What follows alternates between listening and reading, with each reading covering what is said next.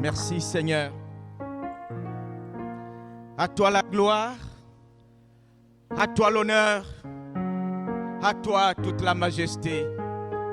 Ce matin, nous nous inclinons devant ta sainte face. Nous nous abaissons devant ta Seigneurie et nous te laissons toute la place. Saint-Esprit, oriente, dirige. Oh, gloire à toi, Seigneur.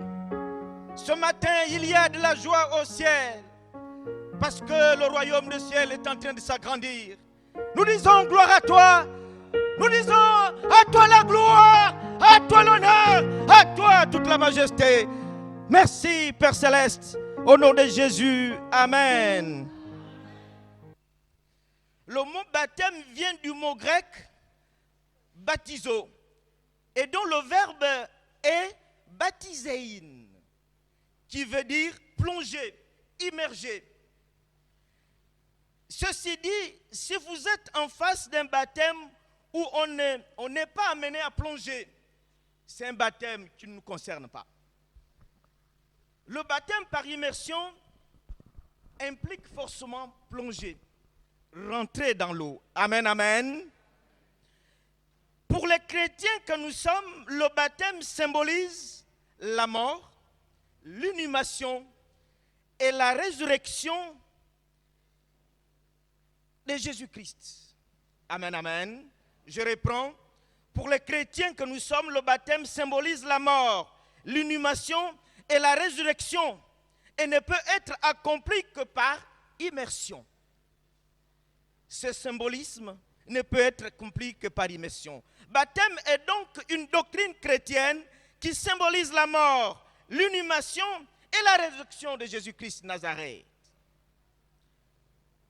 Je voudrais nous amener à lire dans Romains chapitre 6, versets 3 à 6. Je vais lire rapidement. Ignorez-vous que nous tous qui avons été baptisés en Jésus-Christ, c'est en sa mort que nous avons été baptisés. Nous avons donc été ensevelis avec lui par le baptême en sa mort, afin que comme Christ est ressuscité des morts par la gloire du Père, de même nous aussi nous marchons en nouveauté de vie. En effet, si nous sommes devenus une même plante avec lui par la conformité à sa mort, nous le serons aussi par la conformité à sa résurrection, sachant que notre vieil homme a été crucifié avec lui, afin que le corps du péché fût détruit, pour que nous ne soyons plus esclaves du péché. Amen. Tel que nous venons de le lire, le baptême comporte deux phases. Deux. Il y a la première phase de l'immersion, puis la deuxième phase qui est la sortie de l'eau. Première phase, l'immersion, plonger dans l'eau. Celle qui symbolise l'ensevelissement de Jésus-Christ de Nazareth. Première phase. La deuxième, c'est la sortie de l'eau qui symbolise la résurrection de Jésus-Christ. Amen, amen. Alors déjà, nous allons parler de la première phase, de l'immersion, qui signifie que le croyant s'identifie à Christ, qui est mort pour nos péchés. Amen, amen. Ainsi, le converti voit tout son passé coupable englouti avec Jésus-Christ de Nazareth.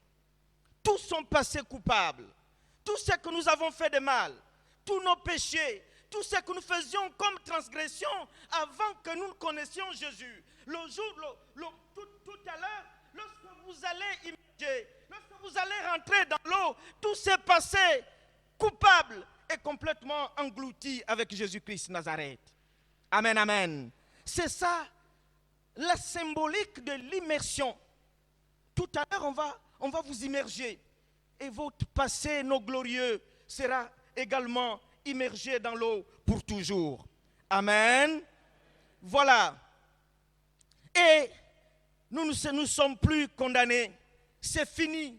Toutes les condamnations qui pesaient sur chacun de nous sont complètement parties. Et nous le voyons dans Romains chapitre 8, verset 1. c'est fini. Par la foi, vous allez vous considérer comme justifié pour toujours. Amen, amen. Chaque fois que vous vous mettez à genoux et vous parlez avec votre Créateur, tous les péchés dont vous êtes coupable seront complètement partis. Il suffit de penser à Jésus. Il suffit de penser à cette alliance que vous allez avoir tout à l'heure et les péchés seront partis. Amen. La deuxième partie, c'est la sortie de l'eau. La sortie de l'eau exprime le fait que le croyant connaît une nouvelle condition, une nouvelle vie avec Jésus-Christ de Nazareth. Une nouvelle vie, et nous le voyons. La Bible le dit, par ailleurs, c'est Paul qui le dit dans 2 Corinthiens chapitre 5, verset 17. Il est dit, si quelqu'un est en Christ, il est une nouvelle créature. Les choses anciennes sont passées. Voici, toutes choses sont devenues nouvelles. C'est la nouvelle naissance. Vous êtes un nouveau être, une nouvelle personne. Lorsque vous allez, après l'immersion, quand on va vous retirer de l'eau, vous n'êtes plus la même personne. Amen, amen. Et à partir de là, votre alliance est établie. Vous avez une alliance éternelle avec Jésus-Christ de Nazareth. Vous êtes mort avec lui, tout votre passé est complètement enseveli. Et lorsque vous revenez, vous sortez de l'eau, vous êtes une nouvelle créature. Amen, amen. Oui, voici la grande symbolique, je voudrais dire la doctrine du baptême pour nous les chrétiens. Alors comme il me reste encore quelques minutes, 5 minutes, permettez-moi que je vous dise en quelques mots. Qui êtes-vous maintenant? Vous qui aspirez au baptême. Alors, pour un petit rappel, pour répondre à cette question, disons que tout ça se rappelle, tout ce que Dieu a créé, les êtres humains sont les seuls qui sont faits à son image et à sa ressemblance. Vous allez voir ça dans vos lectures, dans Genèse chapitre 1, verset 26. Et au fil du temps, cette image, cette ressemblance s'est étiolée, elle s'est déformée, elle s'est retrouvée complètement désagrégée avec le péché. Amen, amen. L'image et la ressemblance de Jésus avec le péché, cette image s'est trouvée déformée. Alors Jésus, le Seigneur Dieu, le Créateur, qui voudrait, rappelez-vous que dans toute famille, nous voulons que nos enfants nous ressemblent. Nous voulons que nos enfants nous ressemblent, surtout nous les hommes. Alors pour Dieu l'Éternel, quand il s'est rendu compte que l'image de ses enfants est complètement déformée, il a envoyé Jésus. Il a envoyé Jésus en mission pour venir redonner cette image aux hommes, l'image qui a été complètement déformée par le péché. Mais je voudrais également, dans ce sillage, nous poser tous la question, quelle est l'image de Dieu? Cette image qui a été déformée, complètement galvanisée, qui ne ressemblait plus à Dieu, c'est quoi cette image? Quelle est cette image? Alors la réponse est dans Colossiens chapitre 1, verset 15. Le Fils est l'image du Dieu invisible, le premier-né de toute la création. Jésus est l'image de Dieu. C'est cette image que l'homme, avec le péché, a perdue. Donc la solution est que Jésus revienne. Et c'est lui qui rencontre Jésus à cette image. Jésus redonne cette image. Amen, amen. Jésus redonne cette image. C'est ce que nous voyons dans Jean chapitre 1, verset 12. Il nous est dit, tous ceux qui ont reçu la parole de Dieu, et ceux qui croient en son nom, elle a donné le pouvoir de devenir enfants de Dieu. lesquels sont nés non du sang, ni de la volonté de la chair, ni de la volonté de l'homme, mais de Dieu. En d'autres termes, tous ceux qui ont cru en Dieu, tous ceux qui ont cru à la parole de Jésus, Jésus est venu en eux, Jésus leur a donné le pouvoir de devenir enfants de Dieu. Et à ce moment, l'image de Jésus est en vous. C'est cette image, l'image de Dieu, celle que nous avons perdue avec le péché. Amen, amen. Ce sont ceux-là qui aspirent à être baptisés. Vous qui êtes là, parce que Jésus est venu en vous, vous avez cru en Jésus, vous avez cru à cette parole de Jésus, et vous avez l'image de Jésus qui est l'image de Dieu. Voyez dans Marc chapitre 16, verset 16, il est dit, c'est lui qui croira et qui sera baptisé sera sauvé. Celui qui croira, c'est qui? C'est celui qui a l'image de Jésus. Celui qui a cru à Jésus. C'est celui qui croit et qui aspire au baptême. Celui qui croira sera baptisé. Mais tu ne seras baptisé, c'est parce que tu as cru, c'est parce que tu as l'image de Dieu et tu aspires au baptême. Amen, amen. C'est pour vous, les lecteurs de la Bible. Voyez ce qui est arrivé à Philippe avec l'eunuque éthiopien. Lorsque l'eunuque éthiopien a reçu la parole de Dieu, l'image de Dieu est venue en lui et il a aspiré au baptême. Qu'est-ce qui manque? Qu'est-ce qui manque pour que je sois baptisé? Amen, amen. Alors lorsqu'on est baptisé, lorsqu'on a rencontré Jésus, on aspire au baptême, on veut être baptisé. Et lorsqu'on est baptisé, on va marcher en nouveauté de vie avec Jésus pour que de fil en aiguille, on ressemble à Jésus. Amen, amen. C'est ce que vous êtes devenus aujourd'hui. Oh, gloire à toi, Seigneur. Gloire à toi. Je suis arrivé au terme de mon message. Alléluia. Est-ce qu'on peut ovationner le C'est des Seigneur? temps de joie, frères et sœurs. Amen, amen. C'est le pasteur Ted Niala qui va, pour l'instant, procéder au L'amitié baptême. avec Jésus, c'est la meilleure amitié. L'amitié. Attention-nous au Seigneur. Est-ce qu'on peut être dans la joie? Est-ce qu'on peut accompagner L'amitié avec Jésus, par nos acclamations et nos louanges? attachons-nous au Seigneur. Attachons-nous au Seigneur. L'amitié avec Jésus, c'est la meilleure amitié. Attachons-nous au Seigneur. Attachons-nous au Seigneur.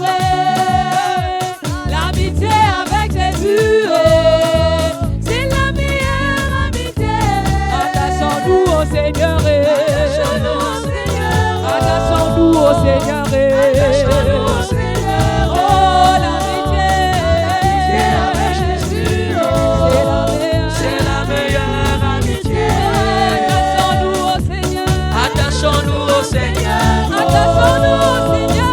Attachons-nous au Seigneur. Oh, l'amitié avec Jésus, C'est la meilleure amitié. l'amitié avec Jésus, c'est la meilleure amitié. L'amitié avec Jésus, oh, c'est la meilleure amitié. L'amitié avec le roi, oh, c'est la meilleure amitié. Je ne cherchais plus là-bas, oh. Dieu a changé mon adresse, oh. Ne me cherchez plus là-bas, oh. Il y a longtemps j'ai déménagé, ne me cherchez plus. Ne me cherchez plus là-bas. J'ai quitté le péché. Dieu a changé mon adresse. Il m'a lavé par son sang. Ne me cherchez plus là-bas. Aïe, aïe, aïe, aïe, aïe. Il y a longtemps j'ai déménagé. Ne me cherchez plus. Ne me cherchez plus là-bas. Ne me cherchez plus. Dieu a changé mon adresse. Il a changé mon adresse. Ne me cherchez plus là-bas.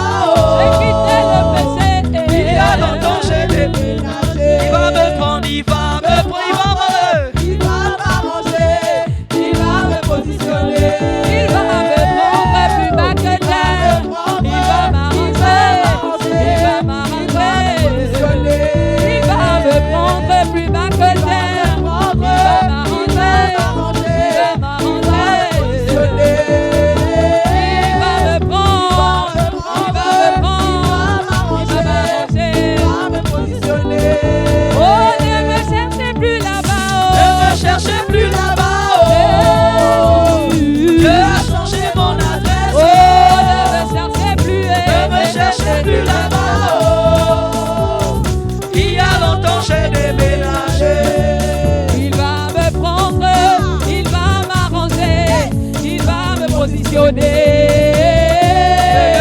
Il va devant, il va devant. J'ai vu sa bonté, il ne m'a jamais laissé. J'ai vu sa bonté, il ne m'a jamais laissé. Oh. J'ai vu sa bonté, il ne m'a jamais laissé. Il est toujours le même. Jésus ne m'a jamais laissé. Il est toujours le même. Jésus ne m'a jamais laissé. J'ai vu sa puissance, il m'a délivré du péché. J'ai vu sa puissance, je suis restauré. Oh. J'ai vu sa puissance, il m'a tout donné. Il est toujours le même. Jésus ne m'a jamais laissé. Il est toujours le même. Jésus ne m'a jamais laissé. Il est toujours le même. Jésus ne m'a jamais laissé. Il est toujours le même. Jésus ne m'a jamais laissé. Il est toujours vivant. Oh, Jésus ne m'a jamais oh. laissé. Et il est toujours présent. Jésus ne m'a jamais laissé. Tu es hautement élevé, merveilleux Dieu. Tu es hautement élevé, Puissant Dieu. hautement élevé. Tu es hautement Pour ta élevé. présence, Merveilleux pour Dieu. ta présence, tu Tu es es hautement élevé. Puissant Dieu. pour ton amour. Tu es hautement élevé. Merveilleux Dieu. Tu es hautement élevé. Puissant Dieu. Nous t'acclamons, nous t'acclamons. Merveilleux Dieu, nous t'acclamons. Nous t'acclamons. Puissant Dieu, Puissant Dieu. nous t'acclamons. T'acclamons. Oh merveilleux Dieu, Merveilleux Dieu. nous Nous t'acclamons. t'acclamons. Puissant Dieu. Nous t'acclamons. Tu es hautement élevé. Oh. Merveilleux Dieu. Tu es hautement élevé. Puissant Dieu. Tu es hautement élevé. Merveilleux Dieu. Tu es hautement élevé. Puissant Dieu. Nouvelle Jérusalem, moi je l'aime, je vais y aller. Jérusalem, moi je l'aime, je veux y aller. Nouvelle Jérusalem, moi je l'aime, je vais y aller. Jérusalem, moi je l'aime, je veux y aller. Avec vous, je veux y Oh, je vais y Avec le peuple, je aller. veux y aller. Oh, je vais y Avec aller. l'amour, je veux y aller. Oh, je vais y Avec ma main, je veux y aller. Oh, je vais y Oh, aller. Jérusalem, moi je l'aime, je veux y aller. La Nouvelle Jérusalem, moi je l'aime, je vais y Oh, la aller. nouvelle Jérusalem, moi je l'aime, je veux y aller. La Nouvelle Jérusalem, moi je l'aime, je vais y aller. Avec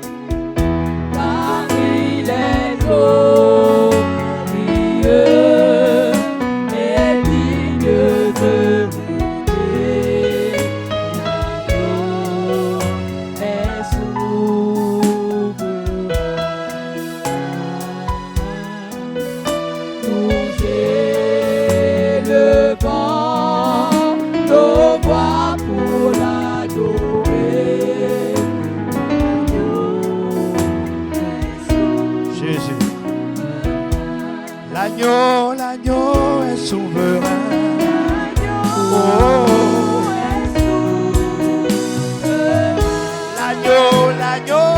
L'agneau de Dieu.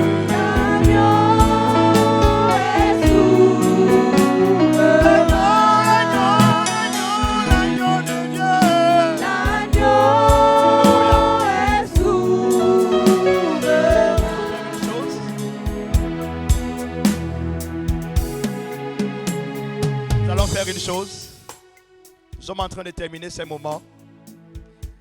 Il y a une très grande joie dans le ciel, une extrême joie dans le ciel.